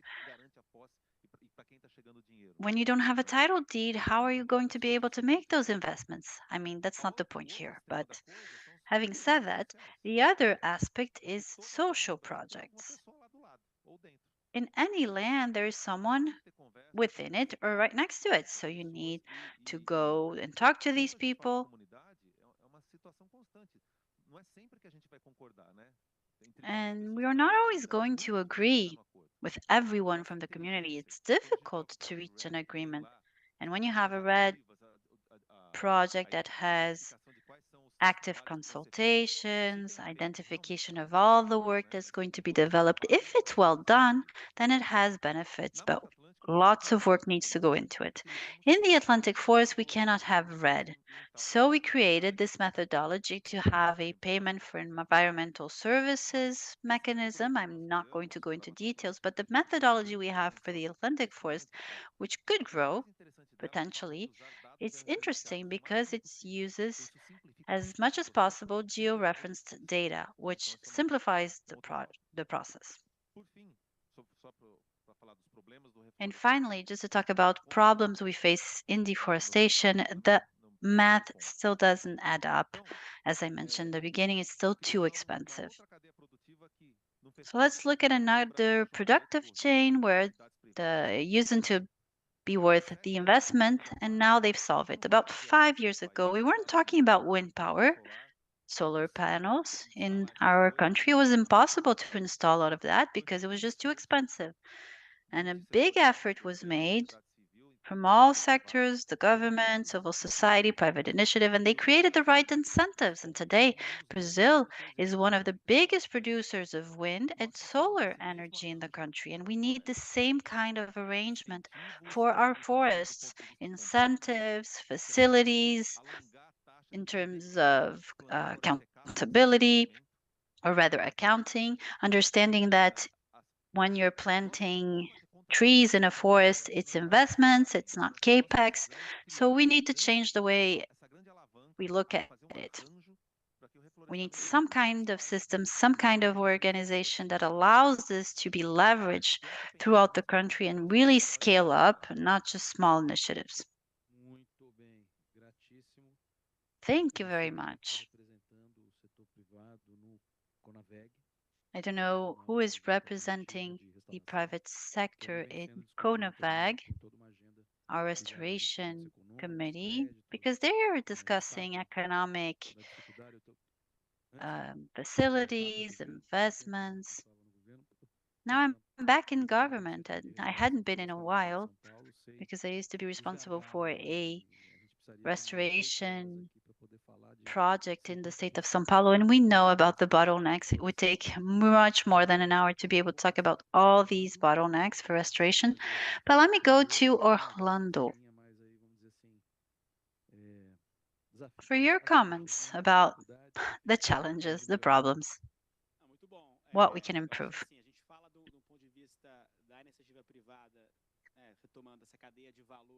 So the private sector is trying to develop this, but the challenge is how can we go from ensuring that there's an evolution of, or actually, how do we tell the story of everything we've been able to do so far abroad? We're part of a productive chain that generates $7 billion every year, 200,000 jobs, and we are linked to the perception people have of us as a country. It's an international market. So how can we have a positive reputation, a positive image, despite all the difficulties, the need for a legal framework, regulatory framework, the land tenure difficulties that were mentioned? So for us, the big challenge to be able to develop these production chains in food production, especially as we've been a leader in the last 40 years, how can we improve our image as a country? How can we tell the story, add value to our products so they can compete internationally and also share all the benefits with our societies, which deserves to receive part of the compensation?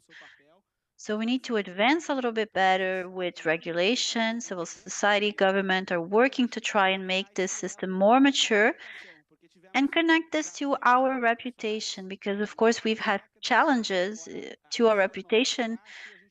Sometimes it's up, sometimes it's down, but I think we need a state agenda, one of development that will help companies but also society with this added value, because you're showing the story behind it, a story that makes sense, a story that is backed up by actions. So working towards regulation, conservation rates, regeneration rates is important, but also being able to tell that story abroad. This is what we need to do in the mid, long term to develop this agenda, which we all currently work on, and we all have a role to play. Thank you, Orlando, for your contribution. Going back to what David said, we think that the land tenure problem is solved in the state of São Paulo, but precisely where you went, where you decided to settle, that's quite complicated. It's so complex.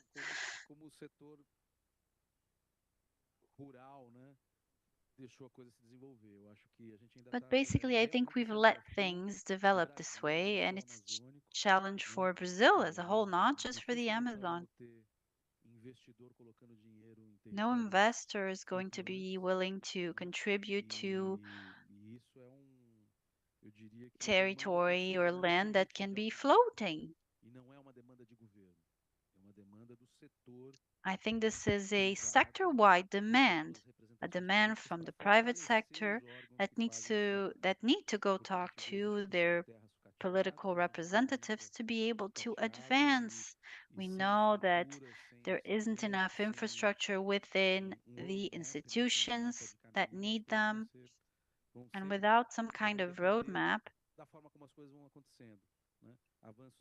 we just depend on, we actually don't control the acceleration, we don't control how we are able to develop this agenda and social and economic development in our territories. Let me now give the floor to Francine Leal. She opened this panel. So your challenges. I thought I had used up all my minutes, but thank you. Well, a lot of the challenges were already mentioned, so I don't want to be repetitive. Access to credit, financial mechanisms, as was said. But one is important: technical quality and capacity. We need to ensure that what we're restoring is going to bring fruits in the long run. It's easy enough to do a little experiment and plant a seed of a bean inside your own home with your kids as an experiment, but is it really going to grow?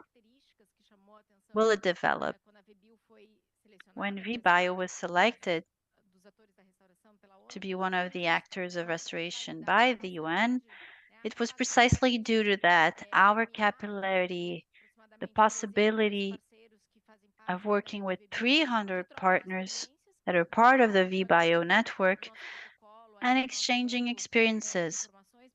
How are we going to set up our database for protocols, which is precisely providing technical capacity to others, sharing that.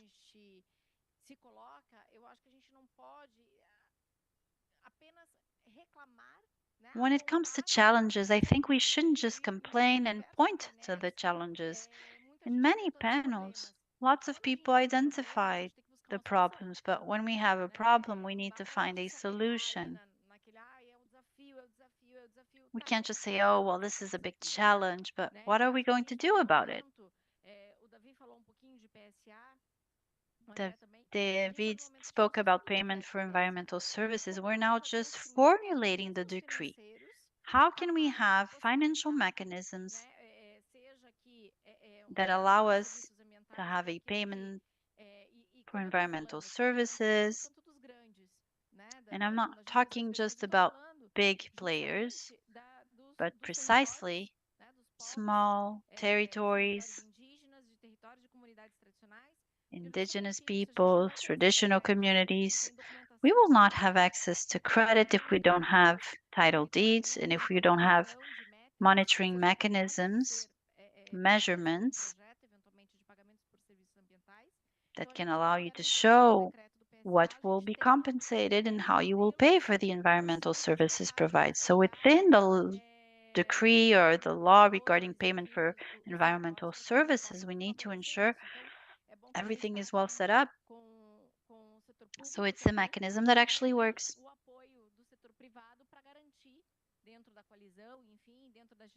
And we count on the support of private sector and all the organizations that are represented here to work together to set up a model that works for everyone, that reaches everyone. I think whenever we have a challenge, we need to come together, think about the opportunities and the solutions we can find when working together. I'm talking here on behalf of VBio once again. More than 3 million in projects that are looking for financial support to be able to be implemented. Good part of them are focused on restoration and they foster bioeconomy in Brazil. Thank you very much. Let me go to Yuri for his final comments. Let me just say some of the things I've heard, and then I'll give the floor to you. It's up to you to do the closing remarks. I've been working for a few years trying to formulate legislation, policies, and I think we've had some advances in terms of regulatory framework, especially those that set a control system or environmental standards, and we don't have a lot of evolution for regulatory framework that helps set up a financial mechanism. And I think we're not advancing very much on the latter, not because there's a lack of people who want to offer environmental services, but because there isn't a demand. So where is that demand? Who is willing to pay for a nature-based solution? The person who consumes water in the metropolitan area of São Paulo, do they know that part of the water they drink comes from the Cantareira region?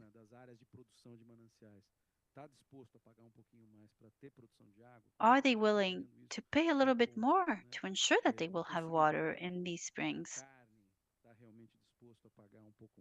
Those who buy and consume meat, do they want to pay a little bit more to ensure the traceability of that meat and know where it comes from?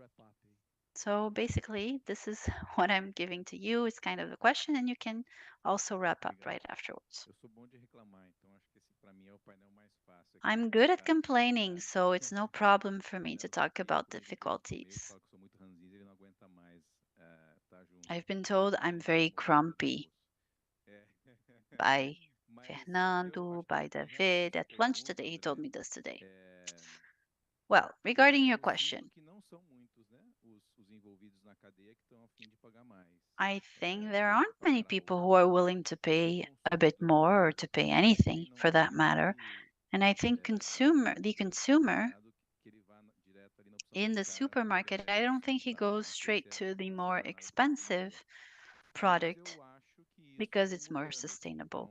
I'm not really sure. But I do think this is changing.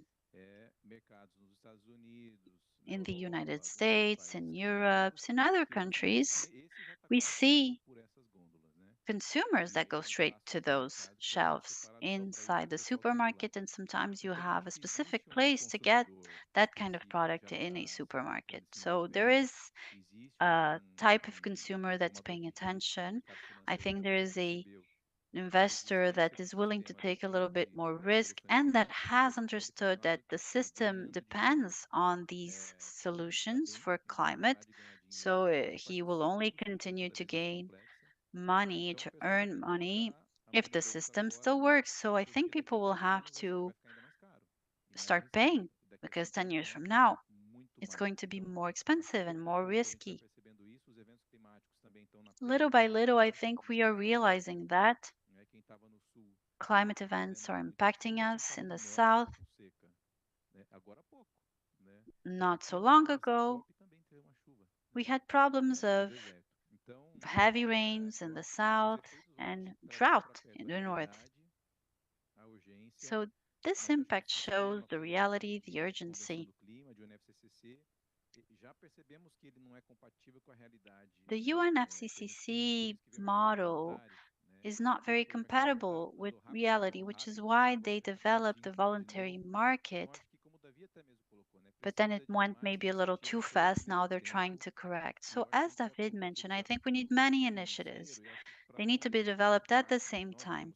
To give you an example of what we go through, if, well, Econ decided to take a loan to accelerate a given phase of a project. So we took 1 million reais, and in 12 months we will pay 1.5 million due to interest rates. This is the challenge we have. Can you imagine if it was 100 million? You cannot pay for the kind of interest rate we have, 45% a year. So access to credit is an issue, but also technology. Within our company, we want to be able to measure better, more quickly, reduce costs because it's difficult to go from the state of São Paulo to other places of Brazil to measure the height of a seedling. It's so expensive. Maybe we need other technologies, drones, etc. But we also have the problem of currency exchange. Nonetheless, we're investing. We hope that we will be able to send a drone all the way from São Paulo. However, satellites are already there, they're available. Perhaps we could develop that technology. So, this is the other aspect. And finally, the geopolitical aspect is extremely complicated. Here in this panel, in this pavilion, we talked a lot about conservation. nature, the Amazon, etc. I think here we had many events, but all that was discussed here won't be included in the discussion that's going on in the main room. So the geopolitical context for us in Brazil and for many of the countries in the South, it's complicated for us. Brazil is working hard to change that. We had a big delegation, and I think we need to do more of that. We need to be better heard. I think COP30 in Belém will make that clear. You will see that forest doesn't allow you currently to earn the same money as oil does, as we've seen here.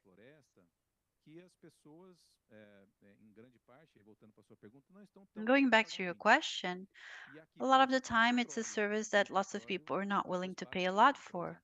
But here, people pay high price for oil because they need to use it.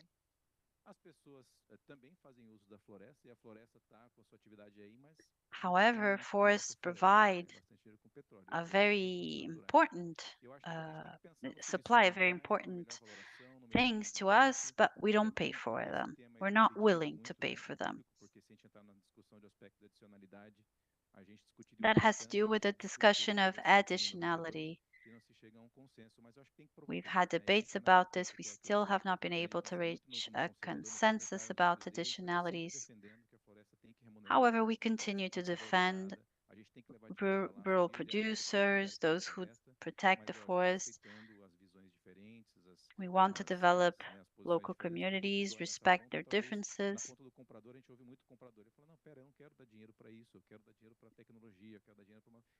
And sometimes we listen too much to buyers. Buyers say, well, I don't want to invest in that. I want to invest in technology. Okay, but this forest is going to disappear, whether it is from deforestation or because we're seeing savannas instead of forests. So I've said a lot. You see that I'm a bit grumpy, but I think there's lots that needs to be done. Devolveu o Blue. É só porque a gente vai lançar em breve mapa de resiliência dos 3 Shortly, we're going to launch a map of resilience of the 3 biomes we work with, Amazon, Cerrado, and Atlantic Forest. So when it comes to savanization, indeed, today, very few areas have resilience capacity. So we really need to take these areas into account, and you need to pay attention at them because we're going to have a greater economic activity in these areas because they are the ones that will remain. So we have to focus strongly on restoration and expanding the country's capacity in terms of resilience. And another aspect you touched upon is actually the subsidies that we can give to social bioeconomy development. We cannot have the same level of interest rates. Thank you very much.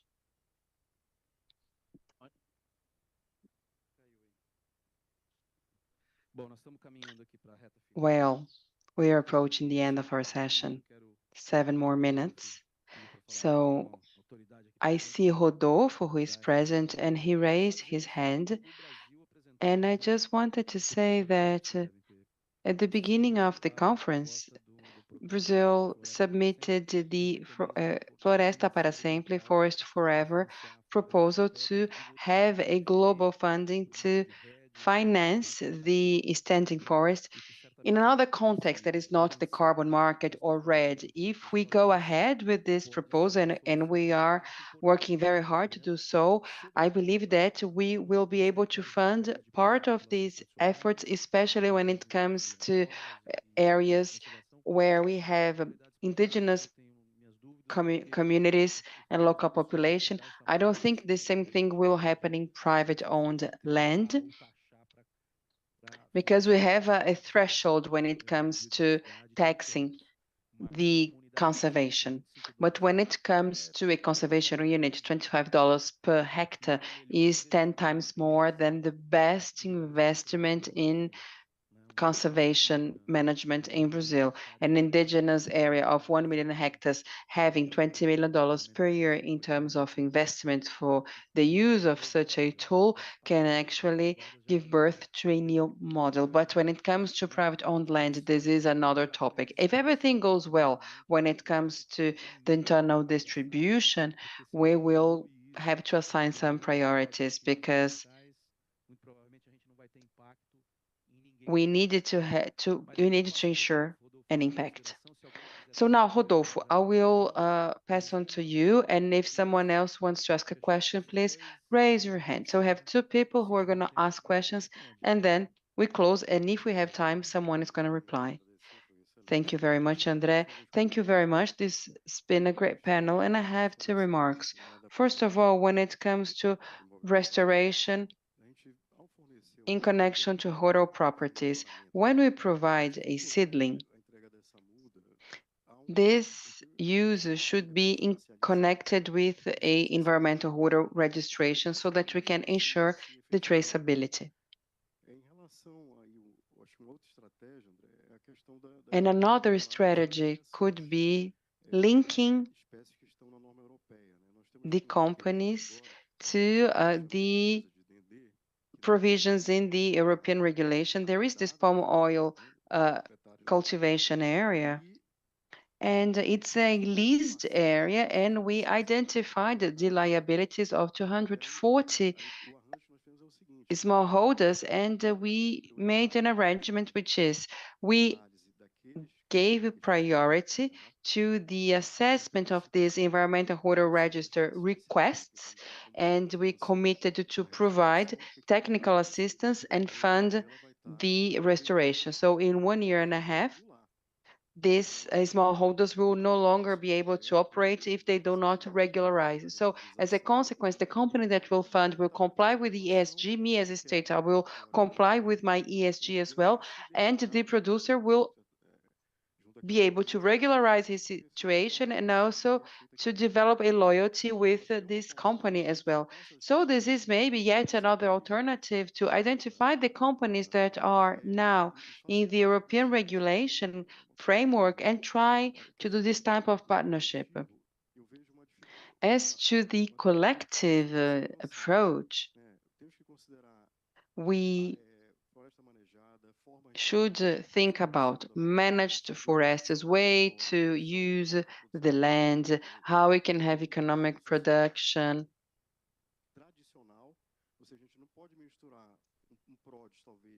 Maybe we cannot mix up things.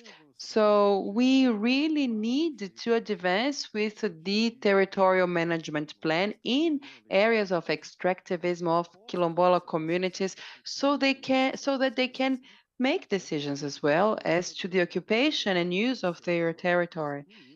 At the SAL, we received a request to restore certain areas, and there is no protocol to doing so because this is an area of wetlands.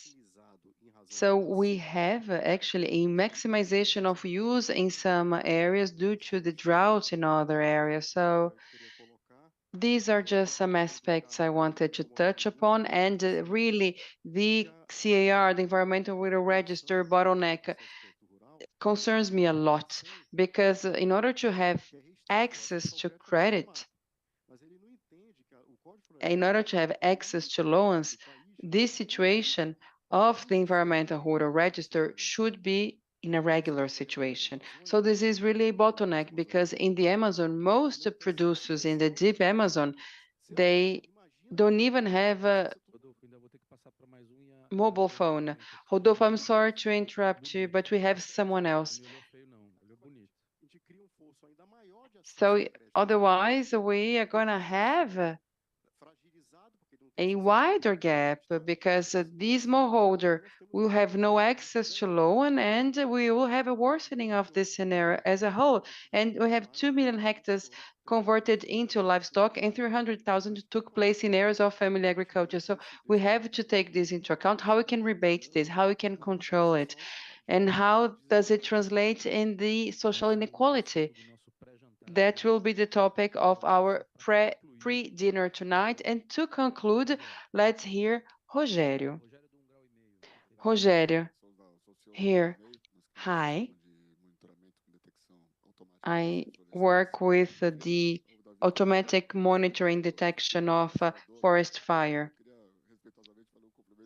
So maybe the difficulty is not finding the owner. The fact is that there are several owners sometimes. Finding the real owner maybe is the real challenge.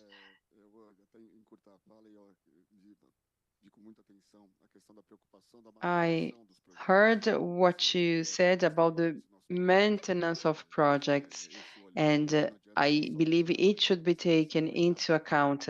We have to take care of what we have in place already.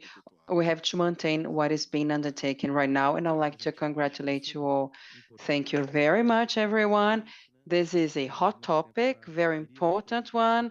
We wish we had more time, but I have to conclude, and I want to thank you once again for the mediator, for the moderator, and I hope that we can tackle and overcome our challenges, and I hope that we can disclose lots of accomplishments next year. We are putting a lot of energy to keep a fast pace when it comes to reducing deforestation in the Amazon. And I want to invite all stakeholders to join forces so that we can deal with the situation in Cerrado. I believe that this is a major challenge that we have in Brazil when it comes to complying with the net zero deforestation target, because almost 30 million of hectares that can be subject to legal deforestation, and the states are granting environmental permits. So we really need to have a big pact. We are not going to change and amend the legislation.